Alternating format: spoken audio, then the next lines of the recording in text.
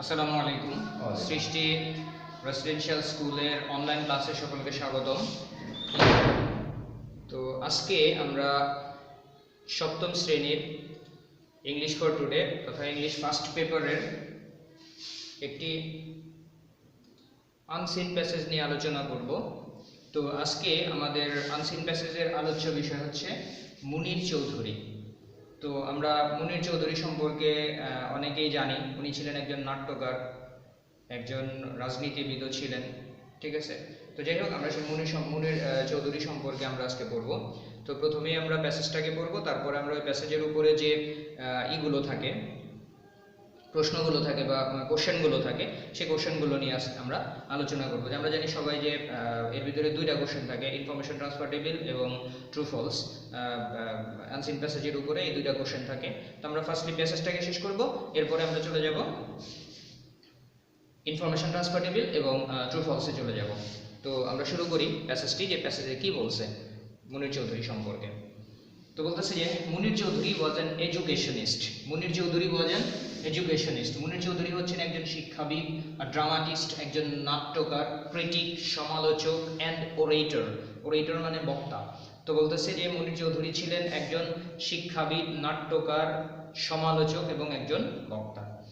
He was born on November 25, 1925 in Manikganj. বলতেছে he was born, তিনি জন্মগ্রহণ করেছিলেন। He was born, তিনি জন্মগ্রহণ করেছিলেন on November 25, নভেম্বর মাসের 25 তারিখে 1925 in মানিকগঞ্জ, মানিকগঞ্জ জেলার। বলতেছে যে মানিকগঞ্জ জেলার 1925 সালের নভেম্বর মাসের 25 তারিখে তিনি জন্মগ্রহণ করেছিলেন। His father, তার বাবা আব্দুল হালিম চৌধুরী। His father, তার বাবা আব্দুল হালিম চৌধুরী। তার বাবা ছিলেন Abdul Halim Chowdhury. Khan Bahadur was a district magistrate, তিনি ছিলেন একজন জেলা ম্যাজিস্ট্রেট। অর্থাৎ তার বাবা আব্দুল হালিম চৌধুরী, ওনার পদবি হচ্ছে খান বাহাদুর। খান বাহাদুর পদবি বা খান বাহাদুর টাইটেল। তো বলতেছে যে তিনি ছিলেন একজন জেলা ম্যাজিস্ট্রেট ছিলেন উনি। His academic result was very brilliant. His academic result was very brilliant. তার একাডেমিক যে ফলাফলটা ছিল খুবই ভালো ছিল। তার একাডেমিক ফলাফল খুবই ভালো ছিল। He completed BA honors in 1946 and MA in 1947. বলতেছে যে he completed BA honors, তিনি BA honors শেষ করেছিলেন and in 1946, 1946 সালে, and MA in 1947, এবং 1947 সালে তিনি MA পাশ করেছিলেন। তাহলে তিনি BA অনার্স পাশ করেছিলেন 1946 সালে এবং MA পাশ করেছিলেন তিনি 1947 সালে। ইন ইংলিশ, তার যিনি যে বিষয়ে মানে অনার্স এবং মাস্টার্স করেছিলেন সেই বিষয়টা ছিল কি ইংলিশ। বলতেছে যে তিনি ইংরেজিতে 1946 সালে অনার্স ডিগ্রি এবং BA অনার্স ডিগ্রি এবং 1947 সালে তিনি MA ডিগ্রি অর্জন করেছিলেন ফ্রম ঢাকা ইউনিভার্সিটি, ঢাকা বিশ্ববিদ্যালয় থেকে, with second class in both levels. With second class মানে দ্বিতীয় শ্রেণীতে উত্তীর্ণ হয়েছিলেন in both levels. Both levels বলতে মানে অনার্স লেভেল এবং মাস্টার্স লেভেল, দুই লেভেলেই তিনি সেকেন্ড ক্লাস অর্থাৎ দ্বিতীয় শ্রেণীতে বা দ্বিতীয় বিভাগে তিনি উত্তীর্ণ হয়েছিলেন ঢাকা বিশ্ববিদ্যালয় থেকে ইংরেজিতে। তাহলে আমরা যদি পুরো লাইনটাকে আবার একটু রিপিট করি, তাহলে দাঁড়াইতেছে যে হি completed BA honours in 1946 and MA in 1947 in English from Dhaka University with second class in both levels. বলতেছে যে তিনি 1946 সালে BA অনার্স, 1947 সালে MA ডিগ্রি অর্জন করেছিলেন ইংরেজি বিষয়ে ঢাকা বিশ্ববিদ্যালয় থেকে, উভয় শ্রেণীতেই দ্বিতীয় বিভাগ পেয়ে, উভয় পর্যায়ে তিনি দ্বিতীয় বিভাগ পেয়ে ঢাকা বিশ্ববিদ্যালয় থেকে ইংরেজিতে মানে BA অনার্স ডিগ্রি 1946 সালে এবং MA ডিগ্রি 1947 সালে তিনি অর্জন করেছিলেন। He also received MA degree in Bangla literature from the same university. বলতেছে he also completed MA degree in Bangla literature. তিনি কি করলেন, যখন মানে ইংলিশে MA পাস করলেন, ইংরেজিতে তিনি যখন MA কমপ্লিট করলেন, MA কমপ্লিট করার পরে তিনি ওই একই বিশ্ববিদ্যালয়, বলতেছেন দ্য সেম ইউনিভার্সিটি, একই বিশ্ববিদ্যালয়, ফ্রম দি সেম ইউনিভার্সিটি, একই বিশ্ববিদ্যালয় থেকে, বলতেছে একই বিশ্ববিদ্যালয়তে তিনি কি করলেন, আবার বাংলাতে MA তে ভর্তি হলেন। বাংলা বিষয়ে তিনি MA তে ভর্তি হলেন এবং MA পাস করলেন বাংলা বিষয়ে একই বিশ্ববিদ্যালয় থেকে, standing first with first class. Standing first with first class অর্থাৎ তিনি মানে প্রথম শ্রেণীতে প্রথম হয়েছিলেন। তিনি মানে বাংলা বিষয়ে একই বিশ্ববিদ্যালয় থেকে প্রথম শ্রেণীতে প্রথম হয়ে তিনি কি করলেন, MA পাশ করলেন। In his work life, he worked as a lecturer of Bangla and English literature in BL College, Daulatpur, Khulna from 1949 to 1950.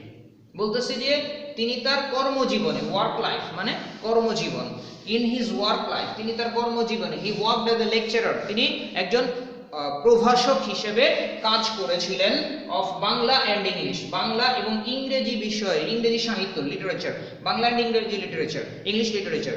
তো বলতেছে বাংলা এবং ইংরেজি সাহিত্যের প্রভাষক হিসেবে তিনি কাজ করেছিলেন in BL college, Daulatpur, Khulna. বলতেছে খুলনার দৌলতপুরের BL কলেজে, খুলনার দৌলতপুরের BL কলেজে তিনি বাংলা এবং ইংরেজি বিষয়ের একজন প্রভাষক হিসেবে কাজ করেছিলেন তিনি তার কর্মজীবনে, for 1949 to 1950, 1949 এবং 1950 সাল, অর্থাৎ এই 1949 থেকে 1950 সাল পর্যন্ত তিনি বাংলা এবং ইংরেজি বিষয়ের একজন প্রভাষক হিসেবে BL কলেজ দৌলতপুর, খুলনার মানে খুলনার দৌলতপুরের BL কলেজে বাংলা এবং ইংরেজি বিষয়ের একজন প্রভাষক হিসেবে দায়িত্ব মানে কাজ করেছিলেন তার কর্মজীবনে। এরপর বলতেছে যে in 1950 he joined Jagannath college as an English lecturer। বলতেছে in 1950 অর্থাৎ 1950 সাল পর্যন্ত তিনি কোথায় কাজ করলেন, খুলনার দৌলতপুরের BL কলেজে।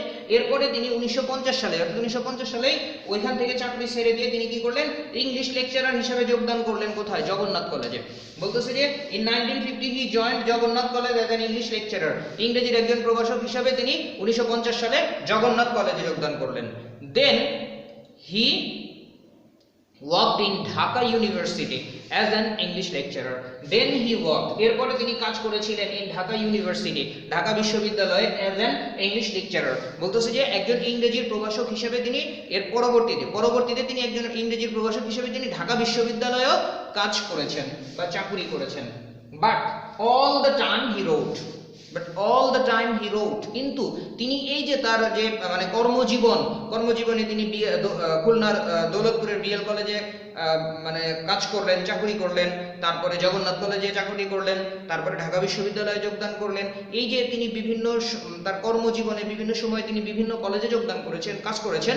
তো এই বিভিন্ন কলেজ বা বিশ্ববিদ্যালয়ে কাজ করাকালীন সময়ের মানে ওই সময়তে তিনি কি করেছিলেন, পাশাপাশি তার লেখালেখির কাজটাকেও তিনি চালিয়ে গিয়েছিলেন, অর্থাৎ তিনি তার লেখালেখির কাজ বন্ধ রাখেননি। অর্থাৎ এই সকল কলেজ এবং বিশ্ববিদ্যালয়গুলোতে কাজ করার পাশাপাশি তিনি লেখালেখির কাজও করে গিয়েছেন। এই কারণে এটা বলতেছে যে but all the time he wrote, কিন্তু সবসময় তিনি কি করেছিলেন, লিখেছেন। He actively took part in politics and was arrested several times। বলতেছে he actively took part, actively মানে কি, অ্যাক্টিভ মানে সক্রিয়, আর অ্যাক্টিভলি ly যুক্ত করছে অ্যাডভার্ব, অর্থাৎ সক্রিয়ভাবে। হি অ্যাক্টিভলি টুক পার্ট মানে টেক পার্ট মানে অংশগ্রহণ করা, টুক পার্ট মানে অংশগ্রহণ করেছিলেন। তাহলে বলতেছে যে হি অ্যাক্টিভলি টুক পার্ট, তিনি সক্রিয়ভাবেই অংশগ্রহণ করেছিলেন ইন পলিটিক্স মানে কি, রাজনীতি। বলতেছে যে তিনি সক্রিয়ভাবেই রাজনীতিতে যোগদান করেছিলেন, হি অ্যাক্টিভলি টুক পার্ট, রাজনীতিতে অংশগ্রহণ করেছিলেন, and was arrested several times, এবং বিভিন্ন সময়ে তিনি কি করেছিলেন, গ্রেপ্তারও হয়েছিলেন। অর্থাৎ তিনি শুধু রাজনীতিতে সক্রিয় ছিলেন না, রাজনীতিতে সক্রিয় থাকার কারণে তিনি গ্রেপ্তারও হয়েছিলেন। His chief Literary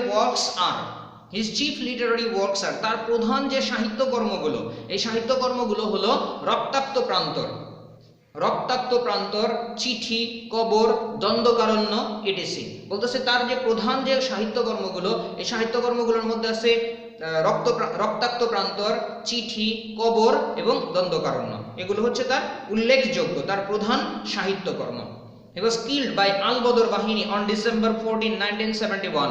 He was killed, তাকে হত্যা করা হয়েছিল বাই আল-বদর বাহিনী কর্তৃক তাকে হত্যা করা হয়েছিল on December 14, 1971, 1971 সালের 14 ডিসেম্বর তারিখে আল-বদর বাহিনী কর্তৃক তাকে হত্যা করা হয়েছিল, just towards the end of the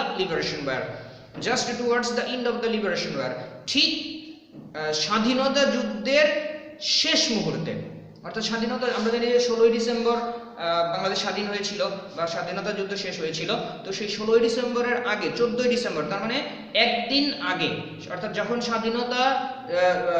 স্বাধীনতার যুদ্ধটা শেষ হয়ে যাবে সেই শেষ মুহূর্তে 14ই ডিসেম্বর তারিখে 1971 সালের 14ই ডিসেম্বর তারিখে আল-বদর বাহিনী কর্তৃক তাকে হত্যা করা হয়েছিল। তো এটা ছিল আমাদের মুনির চৌধুরী সম্পর্কিত প্যাসেজ। তো আশা করি যে তোমরা প্যাসেজটা সকলেই বুঝতে পেরেছো। তারপরেও যদি এই প্যাসেজটা বুঝতে যদি কারো কোথাও কোনো সমস্যা থেকে থাকে তাহলে বলবে, আমি পরবর্তীতে বুঝিয়ে দিব। তো এখন আমরা এই প্যাসেজের উপরে যে ইনফরমেশন ট্রান্সফার টেবিল থাকে, ট্রু ফলস থাকে, আমরা সেই ইনফরমেশন ট্রান্সফার টেবিল এবং ট্রু ফলস গুলো নিয়ে আমরা আলোচনা করব। তো ফার্স্টে যেটা চলে আসবে সেটা হচ্ছে যে ইনফরমেশন ট্রান্সফার টেবিল। তো আমরা ইনফরমেশন ট্রান্সফার টেবিলটা দেখি যে ইনফরমেশন ট্রান্সফার টেবিলে আসলে কি বলছে। তো ইনফরমেশন ট্রান্সফার টেবিলে বলছে যে ফার্স্ট বলছে যে complete the table below with appropriate information. Complete the table below with appropriate information বলতেছে যে নিচের যে টেবিলটি দেওয়া আছে এই টেবিলটাকে যথোপযুক্ত তথ্য দিয়ে, ইনফরমেশন বলছে যথোপযুক্ত বা যথাযথ তথ্য দিয়ে পূরণ করা। তো ফার্স্ট এখানে টোটাল 4টা কলাম দেওয়া আছে। ফার্স্ট কলামে বলছে হু বা what, event, activity, when, where বা প্লেস। আসলে এই হু বা হোয়াট বলতে কি বোঝায়, ইভেন্ট, অ্যাক্টিভিটি, অনেক ক্লাসেই আমরা এই বিষয়টা নিয়ে আলোচনা করেছি। তারপরেও আবার একটু রিপিট করতেছি যে হু দ্বারা ব্যক্তিকে বোঝানো হয়, হোয়াট দ্বারা বস্তুকে বোঝানো হয়। অর্থাৎ ফার্স্ট কলামে যে হু বা হোয়াট কথাটা আছে এখানে কোনো ব্যক্তির নাম থাকবে অথবা কোনো বস্তুর নাম থাকবে। দ্বিতীয় কলামে যেটা আছে যে ইভেন্ট অথবা অ্যাক্টিভিটি, এখানে কোনো ঘটনা বা কোনো কাজের কথা থাকবে। অর্থাৎ ফার্স্ট কলামে যে ব্যক্তি বা যে বস্তুর কথা বলছে সেই ব্যক্তি বা বস্তুর কি কাজ করেছিল সেই কাজটা থাকবে ইভেন্ট এবং অ্যাক্টিভিটি কলামে। এরপর বলতেছে যে ওয়েন অর্থাৎ কখন ওই কাজটা হয়েছিল। অ্যাক্টিভিটি কলামে যে কাজের কথাটা বলা হয়েছে ওই কাজের কথাটা বা ওই ঘটনাটা কখন ঘটেছিল বা ওই কাজটা কখন করা হয়েছিল সেটা থাকবে আমার ওয়েনের কলামটাতে, অর্থাৎ সময়টা থাকবে আমার ওয়েনের কলামটাতে। এরপরে বলছে ওয়্যার বা প্লেস, বলতেছে যে ওই কাজটা কোথায় ঘটেছিল বা কোথায় করা হয়েছিল সেই বিষয়টা থাকবে হোয়ারের কলামে, অর্থাৎ এখানে আমার বসবে কোনো স্থানের নাম। আশা করি বুঝতে পেরেছো। তো আমরা ইয়েতে চলে আসি, কি বলে ইনফরমেশন ট্রান্সফার টেবিলটা শুরু করি। তো ইনফরমেশন ট্রান্সফার টেবিলে প্রথমে বলছে যে মুনির চৌধুরী বর্ন। মুনির চৌধুরী কি করেছিলেন? বেয়ার মানে জন্মগ্রহণ করা, বেয়ারের পাস্ট পার্টিসিপল হচ্ছে বর্ন। তো এখানে আসলে ওয়াজ বর্ন থাকে, তো এখানে ওয়াজটা না দেওয়া হয় নাই। তো যাই হোক ওয়াজ না দিলেও চলে এই টেবিলের ক্ষেত্রে। তো বলতেছে মুনির চৌধুরী ওয়াজ বর্ন বা মুনির চৌধুরী বর্ন, মুনির চৌধুরী জন্মগ্রহণ করেছিলেন হোয়েনের জায়গাটাতে। তিনি কখন জন্মগ্রহণ করেছিলেন? হোয়া ইন মানিকগঞ্জ, হোয়ারের জায়গাটাতে কি দেওয়া আছে? মানিকগঞ্জ। তাহলে বলতেছে তিনি মানিকগঞ্জ জেলায় মুনির চৌধুরী জন্মগ্রহণ করেছিলেন, সেটা কখন ছিল? তো আমরা প্যাসেজে পেয়েছিলাম যে তিনি নভেম্বর মাসের 25 তারিখে 1925 সালের নভেম্বর মাসের 25 তারিখে তিনি জন্মগ্রহণ করেছিলেন। তাহলে আমরা যদি এখানে আনসারটাকে লিখি তাহলে এখানে আমরা আনসার লিখব 25 নভেম্বর 1925, 25 নভেম্বর 1925, অর্থাৎ 25 নভেম্বর 1925 সাল। এইখানে হবে হোয়েনের জায়গাটাতে বসাবো আমরা 25 নভেম্বর 1925, এটা হবে আমার আনসার। দেন আমরা দ্বিতীয় কলামে চলে আসি। Dash was the title of Abdul Halim Chowdhury. Abdul Halim চৌধুরীর টাইটেল বা তার যে মানে পদবিটা কি ছিল, তার টাইটেলটা কি ছিল? তার বাবা ছিলেন কে? আব্দুল হালিম চৌধুরী ছিলেন তার বাবা, অর্থাৎ মুনির চৌধুরীর বাবা ছিলেন আব্দুল হালিম চৌধুরী। ওনার একটা টাইটেল ছিল। আমরা প্যাসেজের ভিতরে ব্র্যাকেটের ভিতরে টাইটেলটা দেওয়া ছিল। তো আমরা একটু প্যাসেজের ফিরে যাই তাহলে আমাদেরকে বুঝতে সুবিধা হবে। যে ফার্স্ট স্লাইডে তো এখানে বলছে যে হিজ ফাদার আব্দুল হালিম চৌধুরী, ব্র্যাকেটে বলা আছে খান বাহাদুর, তার মানে খান বাহাদুর আব্দুল হালিম চৌধুরী। এই খান বাহাদুরটা হচ্ছে ব্রিটিশ কর্তৃক দেওয়া তার বাবাকে একটি পদবি, ব্রিটিশ সরকার কর্তৃক প্রদত্ত তার বাবাকে দেওয়া একটি পদবি, ঠিক আছে? এটা হচ্ছে খান বাহাদুর। তাহলে এটা হচ্ছে তার মানে বাবার পদবি, অর্থাৎ আব্দুল হালিম চৌধুরীর পদবি হচ্ছে খান বাহাদুর। তাহলে এই জায়গাটাতে বলছে was the title of Abdul Halim Chowdhury, বলতেছে যে আব্দুল হালিম চৌধুরীর পদবি ছিল কি? খান বাহাদুর। অর্থাৎ এই 2 নাম্বার কলামটাকে আমরা বসাবো কি? Khan Bahadur. Khan Bahadur was the title of Abdul Halim Chowdhury, যে আব্দুল হালিম চৌধুরীর টাইটেল বা পদবিটা ছিল Khan Bahadur. Then 3 number, he joined as a lecturer in 1950. He joined as a lecturer in 1950. 1950 সালে তিনি একটু উলট পালট হয়েছে আসলে, এইটা চলে আসবে এই জায়গাটাতে, এইটা চলে যাবে এই জায়গাটাতে, উলট মানে একটু ভুল হয়ে গেছে। হোয়েনের জায়গাতে আসলে 1950 সাল, আর হোয়ারের জায়গাটাতে এটা চলে যাবে, অর্থাৎ কোথায় তিনি যোগদান করেছিলেন। তাহলে আমরা আনসারে পেয়েছিলাম, আমরা প্যাসেজে পেয়েছিলাম যে 1950 সালে তিনি জগন্নাথ কলেজে যোগদান করেছিলেন।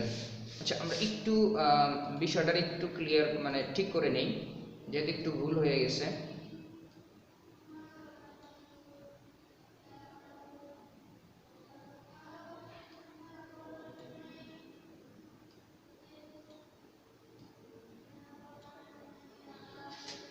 এটা হবে আমারই, তো যাই হোক এটা তো বলতেছে যে হি জয়েন্ড অ্যাজ এ লেকচারার 1950 তিনি কোথায় 1950 সালে একজন লেকচারার বা প্রভাষক হিসেবে যোগদান করেছিলেন। তো আমরা প্যাসেজে পেয়েছিলাম তিনি জগন্নাথ কলেজে, ঢাকার জগন্নাথ কলেজে 1950 সালে তিনি একজন লেকচারার হিসেবে যোগদান করেছিলেন। তাহলে এই জায়গাটাতে আমার আনসার হবে কি জগন্নাথ কলেজ, জগন্নাথ কলেজ। তাহলে he joined as a lecturer in English Jagannath college, he joined as a lecturer in English Jagannath college. এরপর বলতেছে dash worked in Dhaka university as a lecturer, বলতেছে dash work in Dhaka university as a lecturer, বলতেছে যে ঢাকা বিশ্ববিদ্যালয়ে একজন প্রভাষক হিসেবে দায়িত্ব পালন করেছিলেন কে বা কাজ করেছিলেন কে। আমরা এখানে কার কথা বলতেছি, মুনির চৌধুরীর কথা। তাহলে এই জায়গাটাতে আমার আনসারটা হবে Munir Chowdhury worked in Dhaka university as a lecturer, Munir Chowdhury Dhaka বিশ্ববিদ্যালয়ে একজন প্রভাষক হিসেবে চাকুরি করেছিলেন।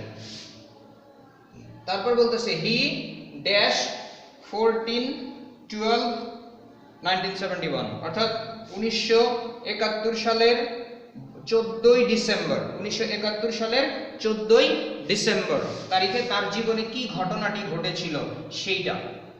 তাহলে তাকে কি করা হয়েছিল, হত্যা করা হয়েছিল কার কর্তৃক, আলবদর বাহিনী কর্তৃক। তাহলে ওয়াজ কিল্ড বাই আলবদর বাহিনী, এখানে হবে he was killed by Albadr বাহিনী 14/12/1971, 1971 সালের 14ই ডিসেম্বর তারিখে আলবদর বাহিনী কর্তৃক তাকে হত্যা করা হয়েছিল। তো এটা ছিল আমাদের ইনফরমেশন ট্রান্সফার টেবিলটি। এবারে আমরা ইনফরমেশন ট্রান্সফার টেবিলের যে মানে আনসারগুলো, সেই আনসারগুলোকে আমরা দেখব যে আনসারটাতে আসলে সঠিক আছে কি না। তো আমরা ফার্স্ট পেয়েছিলাম নভেম্বর 25, 1925 তিনি কত সালে জন্মগ্রহণ করেছিলেন, সেটা তার জন্ম তারিখটা জানতে চেয়েছিল। দেন তার বাবার যে আব্দুল হালিম চৌধুরী, ওনার যে পদবিটা কি ছিল সেইটা, যে খান বাহাদুর ছিল তার বাবার পদবি। এরপর তিনি 1950 সালে কোথায় যোগদান করেছিলেন, লেকচারার হিসাবে জগন্নাথ কলেজ। এরপরে বলতেছি যে মুনির, একটু ভুলে গেলাম, ওয়ার্কড ইন ঢাকা ইউনিভার্সিটি, বলতেছে কে ঢাকা বিশ্ববিদ্যালয়ে মানে কাজ করেছিলেন, মুনির চৌধুরী। তারপরে হি ওয়াজ কিল্ড তাকে হত্যা করা হয়েছিল, তাকে হত্যা করা হয়েছিল 14/12/1971, 1971 সালের 14ই ডিসেম্বর তারিখে তাকে হত্যা করা হয়েছিল। তো এটা ছিল আমাদের ইনফরমেশন ট্রান্সফার টেবিলের। তো এবারে আমরা চলে যাব ট্রু ফলসের ক্ষেত্রে, যে ট্রু ফলস আসলে কি বলছে।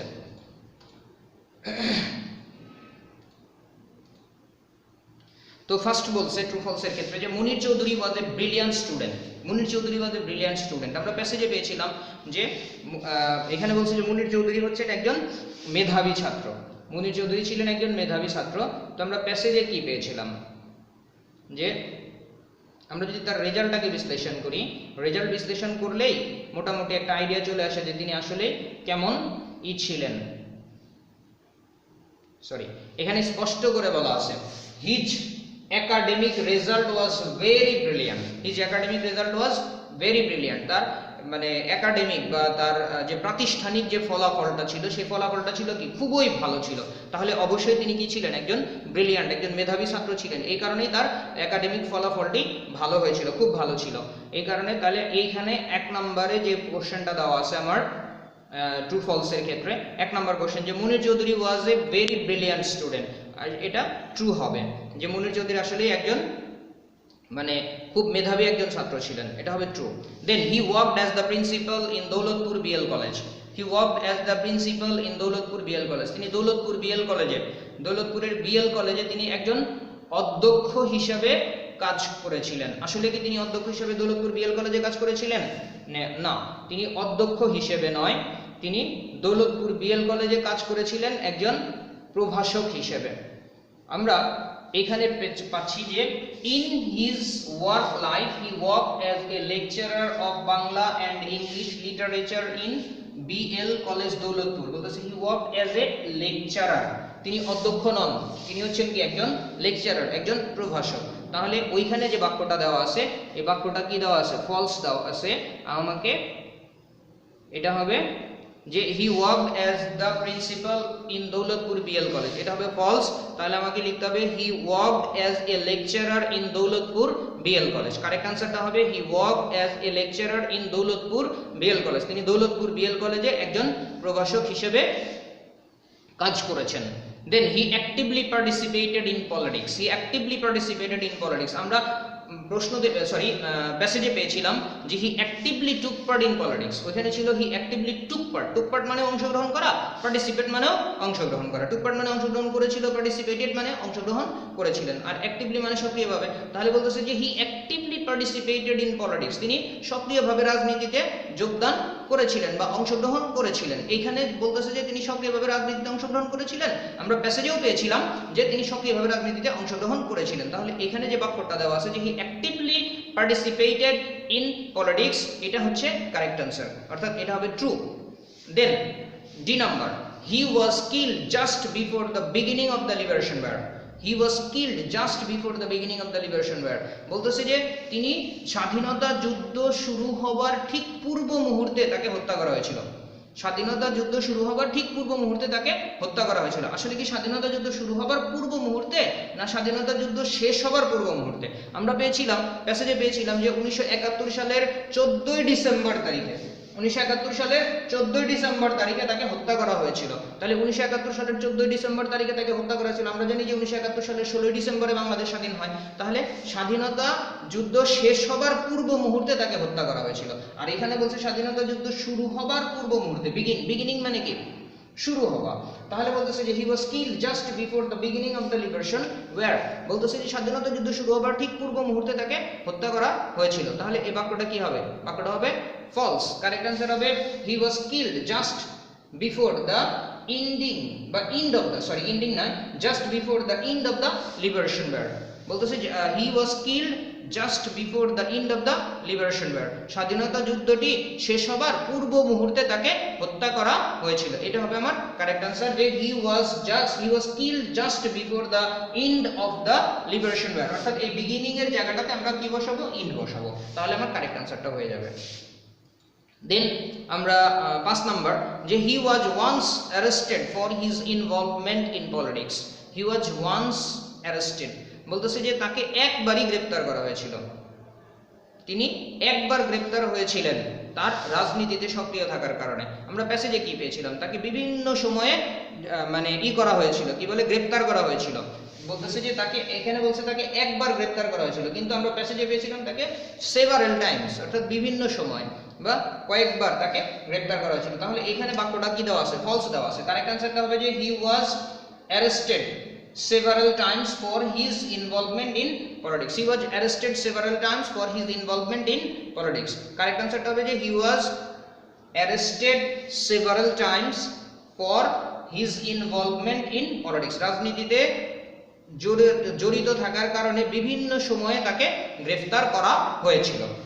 তো এটা ছিল আমাদের মানে ট্রু ফলস এর আনসার, মানে সরি ট্রু ফলস নিয়ে আমরা আলোচনা করলাম, প্রশ্নটাকে সলভ করলাম। তো এবারে আমরা ট্রু ফলস এর আনসার গুলোকে দেখবো যে আসলে আমরা এতক্ষণ যেটা সলভ করলাম সেটা কারেক্ট আছে কিনা অথবা ভুল আছে কিনা। তো আমরা আনসারে চলে আসি। যেমন ফার্স্ট ওয়ান ছিল কি? ট্রু, অর্থাৎ আমরা মুনির চৌধুরী ছিলেন খুবই ব্রিলিয়ান্ট বা একজন মেধাবী ছাত্র, এটা ছিল আমার ফার্স্ট কোশ্চেনটা, এটা হবে ট্রু। দেন সেকেন্ড কোশ্চেন ছিল যে তিনি দৌলতপুর বিএল কলেজের একজন প্রিন্সিপাল বা একজন অধ্যক্ষ হিসেবে কর্মরত ছিলেন, তো এখানে হবে ওটা ছিল ফলস। এটা হবে কারেক্ট আনসারটা হবে যে he worked as a lecturer of Bangla and English in Daulatpur BL college, তিনি দৌলতপুর বিএল কলেজে বাংলা এবং ইংরেজির একজন প্রভাষক হিসেবে দায়িত্ব পালন করেছিলেন। সি নাম্বারটাও ট্রু হবে। এরপরে বলতেছে ডি নাম্বারে ফলস। ফলসের ক্ষেত্রে বলতেছে যে he was killed just towards the end of the liberation war. আমি বলছি ইন, এখানে towards the end of the liberation war, অর্থাৎ স্বাধীনতা যুদ্ধের শেষের দিকে, স্বাধীনতা যুদ্ধের শেষের দিকে তাকে হত্যা করা হয়েছিল। Then E number of false বলতেছে he was arrested several times for his involvement in politics. বলতেছে যে তাকে মানে রাজনীতির সঙ্গে জড়িত থাকার কারণে বিভিন্ন সময়ে তাকে গ্রেপ্তার করা হয়েছিল। তো এটা ছিল আমাদের ট্রু ফলস এবং মুনির চৌধুরী সম্পর্কে আমাদের প্যাসেজ আলোচনা করলাম আমরা। মুনির চৌধুরী সম্পর্কে আমাদের ইনফরমেশন ট্রান্সফার টেবিল নিয়ে আজকে আমরা আলোচনা করলাম এবং মুনির চৌধুরীর উপরে আমরা ট্রু ফলসগুলোকে দেখলাম। তো আশা করি সব কিছুই তোমরা বুঝতে পেরেছো সুন্দরভাবে। আমার যতটুকু সম্ভব আমি চেষ্টা করেছি সহজ করে বোঝানোর জন্য। তারপরেও যদি বুঝতে কারো কোথাও সমস্যা থেকে থাকে আমাকে জানাবে, আমি যতদূর সম্ভব সেটাকে সলভ করে দিব। তো বাসায় সবাই ভালো থাকো, সুন্দর থাকো, সুস্থ থাকো। ধন্যবাদ সবাইকে। আসসালামু আলাইকুম।